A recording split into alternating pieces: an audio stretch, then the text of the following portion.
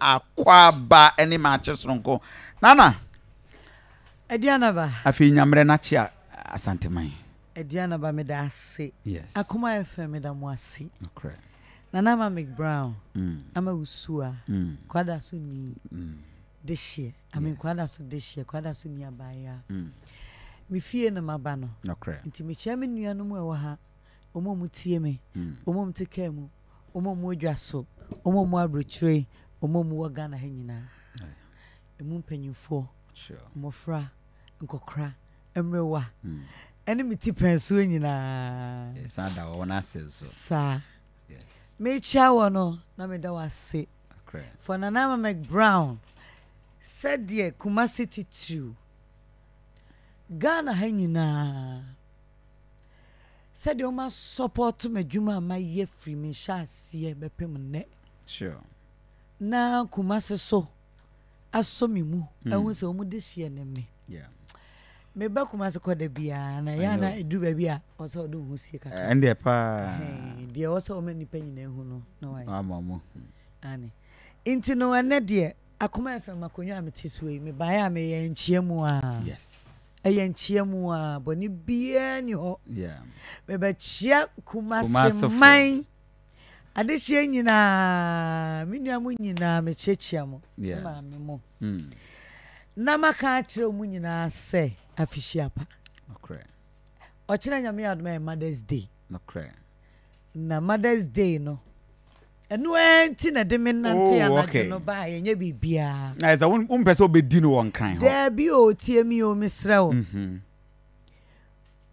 se wo betumi akofie na se be afeso na betumi akofie a eye se wo ntimi nko ade bia na bibi ne kuro na si na se wo betumi akofie dia ya ne hia pa so say Mother's Day say ye bronya say New Year say Easter se wo betumi akofie a ehu hia eboa se wo be kofie what I say yes into no Mother's Day yo china ya me yadwa kwasi ada so no me dedicate onua show time nyina ama ye maame mo wonderful ama emma wonderful se wawo se wonwoye se wawo 10 se wawo 1 se wo titi obi ba se wo titi onua ba se wo chese we ya maame ye oba no kwa de wo ka ho enu nti no se wo hwe social media TikTok ni ade onua show time minim crofo edome pa minim Ghana ha yes wo obi ya de on a target group sana brofo no correct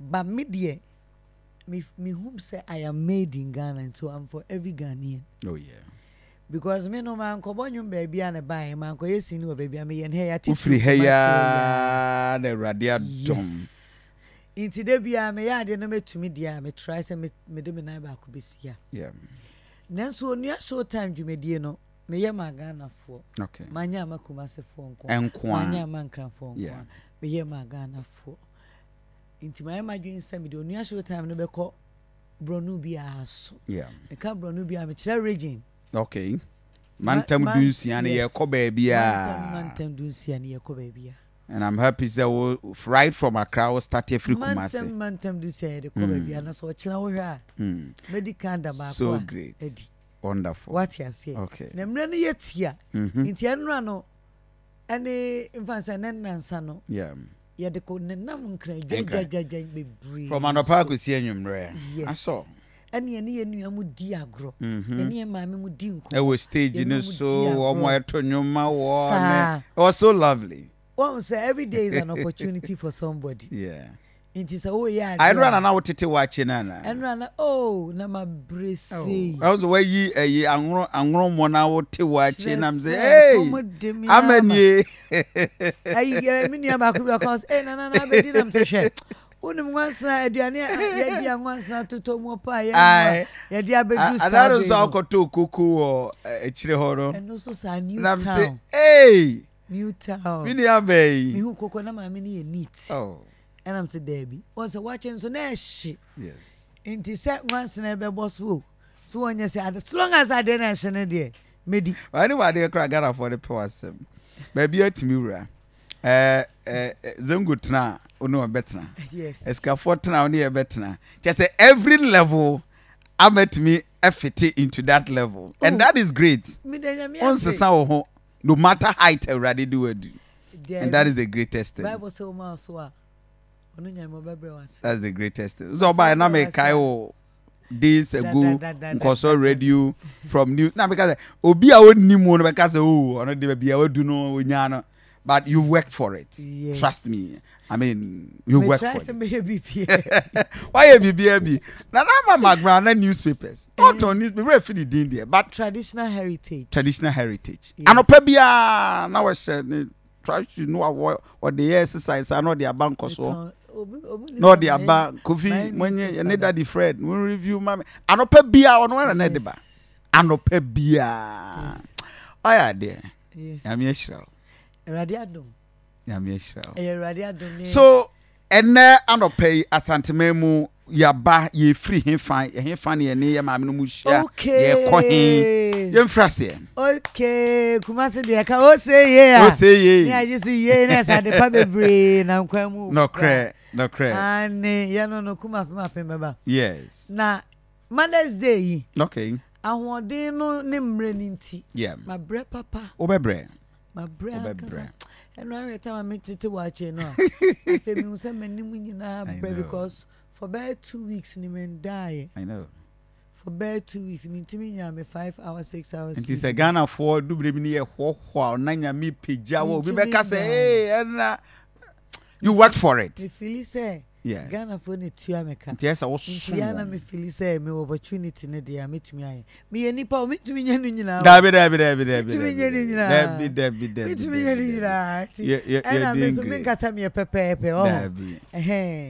Sabe me nya akoda ade anaba. Onyi. But 45. Ya me hira wo na efe. August. Me say. Me do me 46.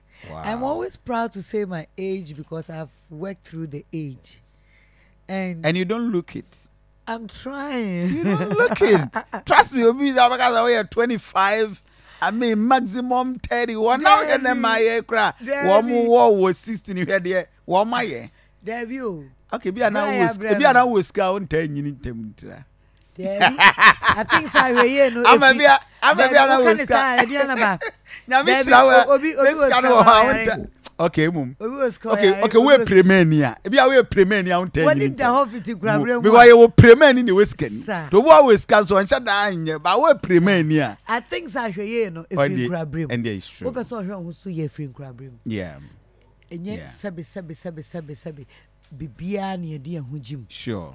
What has me, my sister agency, me do age be a what the oppressor we at every interesting. Na bibia ba na wo ye bia hu senso sanso no ewo ho daachi good sabe me see so na me npa kokko but ma hye na mpenku bi e be ha me sa what you to maintain the natural color na me ye nyina ye bi yeah me gina hu me hu teme kokko sometimes me twa pictures yeah na me hu tuntun me wi am say mo say na tuntun no wa hemfa because me searching yeah what you say yeah bi wa na camera na nipa no betwa bi wa na lighting cry ni niam bebre e bi so na nipa cry wo brown honam timi ye dan atwentwom kaka wa nya enough sleep ni ada it is normal with that but wo show we fitim cry bremu a you want cause you have the confidence yeah it is a wunyini na so awade ashira me beto ka we adam already shame beto atade we ase and no de anya nkyere ho you've worked for it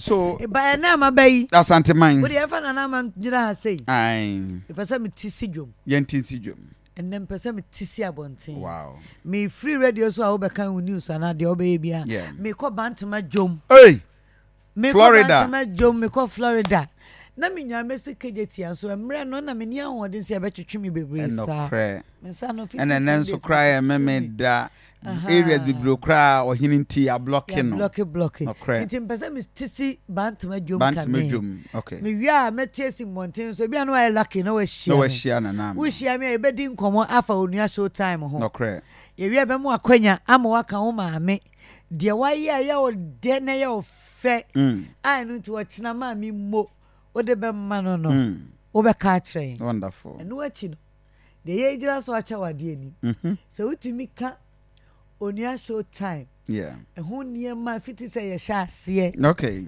Busumi Mueni. Yeah. And I was so near And shut down no busumi. Debbie starting the 30th year. And shut down no busumi. As I would question. Ghana fight Gia to Mabro, so that is why you see it, and it's true. Yes, but I'm Chay yeah, cry. Intino, the air, we are just in our third week. Nay, be south say, Onia show time, no matter what aroma. Yeah. A dear in our share, I was so, oh, mammy vivid. Me to a see here. The Bora me care anymore. If I told me to me a chow near my baby. Yes. Miss sponsors near man, I may check. Okay. Miss Miss Go, me to a petrol. Bet me at your high sense and near ma. Me chow high sense, dear. Yes. Me to me. And I tell them also. Oh, baby. And then me bedroom, me chow high sense mobile phone. Wonderful. High sense mobile phones. Na metiefo a etie wa no pensi ebenya bi wo phone radio yi so ana metumi a che bi se nipa kro betumi aka ene ma me ba bisa no dia okay hey na say Adefo so mama announce phone lines no ma yedi nkomo kakra bebie lines no yes 03224 eno de uni haw ejai bibia oh more news nko 12:30 mama ama one program director na nete ha no enti program the time am pe bia me dan de ama eno ano no okay ametna me nchembra ai ama tuni haw wanya ba fie wa ba fie mobile phones 5 for breme high sense mobile phones high sense mobile phones enti news na wa news na ni news na ene news be anywhere so chen adesuma masa what na say abo say time here say semedua na nso apa dubako edubako ho dubako na nya edumienu no nya mai edumienu no kra nya mai ya kwa fa chede na ba na ya ma news no sima and the news is that and ya betia si bantama ye wie studio he ya ye free ha no mo a ye ni kire bantama kra de na kem ye say ye free ha yeah obi a ye ma Akoma FM for a bam area each chance. Okay, askwa so Kumasi moni ni askwa ni enti wo a obetimi ahia nana ama Mcbrown ene day sesie utimi ba AkomaFM premises ha mobile phones mienu obia obe ono be nya one on one ebisa question no answer ya etomu a mobile phones. Remember high sense mobile phone. Okay, na dey bi. Ya titi to say who person be to me to be. Any more here high sense wo ho. E wo ho. Me to me as a show. Okay. Holy insecticide, mosquito spray and quail. Wonderful. According to the question, according to the gift. According to the question, the question and the gift. Yes. Okay. It's in Pacho. Okay. Met me as a show. Bell pack tissue. Oh, okay. Bell pack tissue. Them day man no bosumi. One say it was sizes. Okay. So I can say you did do the question. No, according to the question and the way you answer, it will make me know what I have to give you. If you can answer everything, I'll give you everything. Oh, interesting. If you can't answer there, and yeah, me no better photo.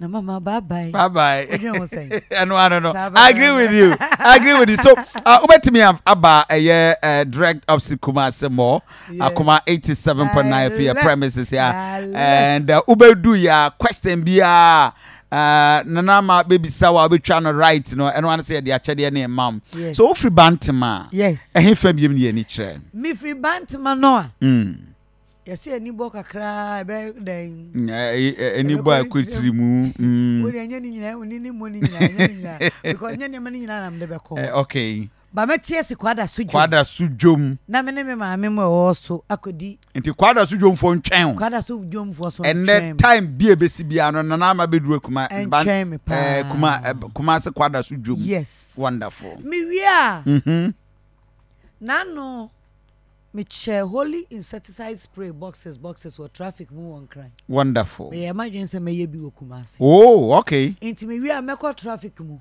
okay na select me ma me mu a ejina traffic mu Na no achade na de sopa no de me ana meye. Wow. Me so me afa mu dia me ni holy insecticide spray ye ya abo me. Wow. Nti me wie pe edwom no a. Metia si traffic mu. Na chese wo che. Na IPT traffic mu. Bit ma fa sofolai. Sofolai traffic mu. Oh, okay, phones ni nie. Mobile. Hey, ade avo nyankwala phones o. Wow. Me ntwantro. Hey. And then wa obefrɛ me AkomaFM so sesia no. Ah obeka me program. Yes. Onua show time. I wo onua TV so no. Me wa Akoma nti na me dwene wo ho no. Wow. AkomaFM. Me ne high sense. 87.9. Wa betumi afrɛ mobile phones no na gu asisia no. High sense me check 5 mobile phones. 5 mobile phones. E wa AkomaFM so sesia. Ansa na omo mbesi form no so age omo de so omo answer questions na writer. Yes. Who answer bibia right Akomasefo. Me buy. Me ko dwom bia. Me ne kan mi sawe o join team family abusua kese. Feeling ne te say. Te say ankasa. Ora me 2020 September 14th and I me join team no. Okay. But because here the politics in here by an election time. Okay. It's been and now I have worked with multimedia for over 14 years. Yes. And Sana Yeba. Yeah. It's been one of the wonderful experience with this family. Yes. Ojane is what to say. Send us some no can now. There is a kokra ni breku dey say. Okay. One. Yes. Me na mani na so mpo say afiwe 2023. Okay. 87.9 Kumasi. Media general wana mo bitu. Wonderful. Na minim da. Wonderful. Na as at January ending, na minim still. Okay. Meba. I see. Na mse meba na me interview what I say. We are nam come baby. Inti time wa calls no started Mcbrown. Yeah. Ko me chikakra me yamu she me kakra. Okay. Na me bisa me ho na me de me yeden matumi aba. Because enka sabi AkomaFM 87.9 Kumasi. Matumi aba. Sure. Nanso uye nipa. Also uhunu baby a de wabrabo ekopim. One of the reasons I came home me to me and said this year na me New Year resolution me imagine some sama brabo mu kakra. Okay. Yes, me take a new challenge. Mesa me ho wo me ma brabo kontu me to mu kakra nti me the 1+1 times say. Okay. And I'm the 2 me near 2 no. And I'm the minus say and I'm subtract and according to equals to no. Wow. The me nya and say. Let's all join in. Me join it. AkomaFM 87.9 What you say? Inti no media na me feel say. Okay. Me be ye adwuma keke. Maba yese me mra me ma me adwuma ko me ye wi ana nka okọ. So by na. Because me ba me imagine say me da me ho so. Yeah. Me ma me ni ada ho. Sure. Me tu ana mo foforo. Okay. Na ma ye adwuma den bio. Yeah. Inti no minim say me ye adwuma pa but I decided to do more. I see.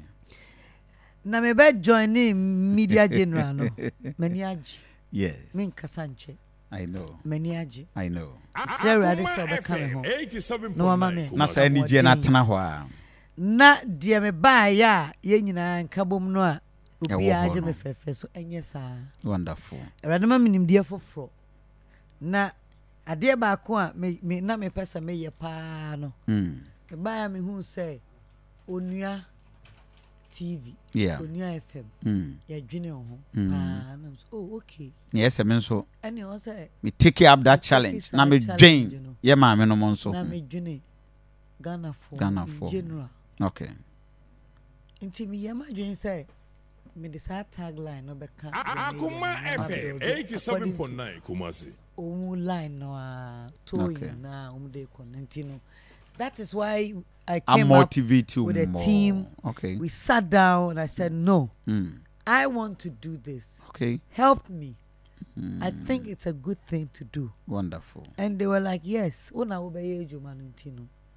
Your we person will want be to give you the first chance to do what you think it is okay. Wonderful. For your personality, your vision, and as vision if falling into media general TV, no. Yeah. We will push you on that. Wonderful. Before for hope you only say feel it Akoma Yeah, the back FM on. 87.9. But no, my main can from all point of view. Your impact to the team has been felt, and I am very great in the last 3 weeks. Yeah, but let me tell you, I mean, and not only from the Unia team, in all the satellites from Connect, I have to Akoma. thank you. No, very great. I mean, I am speaking from a management perspective and as a presenter, and not just a presenter. I that top-notch staff. I think so. What are there lots to us? You are a brand. We are a brand in our own way, but you have a huge brand. Oba, me posted the last just 1 hour. Say me no be interview. One of the biggest WhatsApp group for media guys are joining. Obi Sunday, Okoja Mai will send me WhatsApp. Obi the question be mame. Yes. Me person be projected on the screen. Now one for me. Okoja Mai on boardroom Obi projected the WhatsApp. One of the team members Obi or Sunday at the buy. And was it go be questioner me misao, and I just want to project it. Okoja Mai very fast now project mame. Na me we are maybe phone lines no. No. Obi Okoja Mai will project it. Okay. What's it there? Zoom in na me question right. I was saying, please ask her for me. I don't want to go back. Okay. Says me to steer any mommy comment. No. Only question we just have one about Facebook page. But I said already I'm a family member. Wonderful. To every Ghanaian. To every institution I've worked with. I'm telling you. My first ever commercial ever done, ever, as I started AkomaFM 87.9 Kumasi. Obadana. Yeah. Do you know that till now, me and Baron will meet and we still feel like then? And I saw you commenting on a post from so wow, you love it, keep it fine. I saw a post commenting on your former station post on the tour. I saw I'm so wow. Yes. I am Mcbrown. Oh, okay. I need to check. What I say? There's nothing wrong if I have to post or comment. There's nothing wrong. Okay.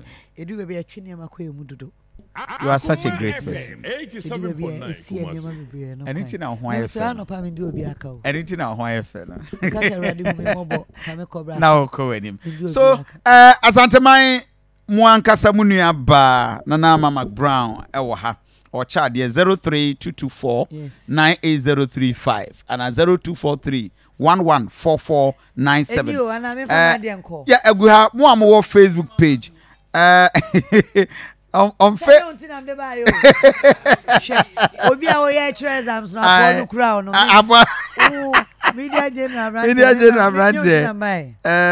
Okay. Abusafo mo Facebook page me pa cho obetimi so do question e dey at all. Wow. What the question e ba now we ano a simply she's simply unique. Esther Achampo de Friviana Austria and Ode Abba. Yes, she's such a unique person. Eugene K. Inin was say welcome home. Nanama Mawakwaba de Ba Kumase highest rich. Please, I want some of the gift. Me pacho your question obi bisa winya na why inti DJNK Brakofi. I love Nanama and you very much. Konedu ononso eden message Abba Said Habib Mohammed. So simple but lovely. Nanama Nyamisha. Nana Joa Meli, we love you so much. Pedita Odro, I love you so much. And several messages are pouring in at the mount. Nana, I'm also waiting. I can be on Akoma 87. Share to your. Oh, okay. Esther Champon Kofi Asante's pride. Yes, she's our pride. Yes. I say Asante's pride. To share with my share stream in the to page or now. The phone no way. Mon famano no one share. She's a Akoma Omaji. FM, She's a big brand. 87.9. We solidly behind you. We want to see. Please, I want to see Mcbrown. But I'm fan to Mcbrown, so now I'm projecting a big. Now on here, no. Mcbrown. Anyway, 03224. Woman for headset, no. Shemami, if it's working. 03224 9803